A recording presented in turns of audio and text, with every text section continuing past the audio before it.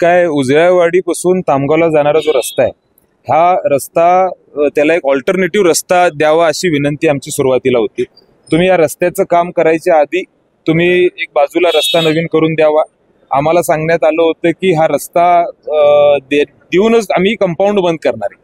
आणि मग आधी त्यांनी तिथं चर पाडली गेली आणि त्यानंतर आम्हाला सांगितले की मुजवतो, आणि मग लगेच आता काहीतरी त्यांनी कारण काढलं आणि ह्याला कंपाऊंडिंग त्यांनी केलेलं आहे. आमची अजून देखील सगळ्यांची भूमिका एवढीच असणार आहे की तुम्ही आम्हाला मान्य आहे, म्हणजे आपल्याला सगळी काळजी घ्यायला पाहिजे एअरपोर्टच्या संदर्भात, पण एका बाजूला त्या जाणाऱ्या येणाऱ्या लोकांना जो त्रास होतोय, अनेक लहान मुलं आहेत जे बसनं जातात, सायकलनं जातात, ही आज उजळ्यावाडीमध्ये शिकायला आहेत, ही कशी जाणार आहेत तामगावमधून?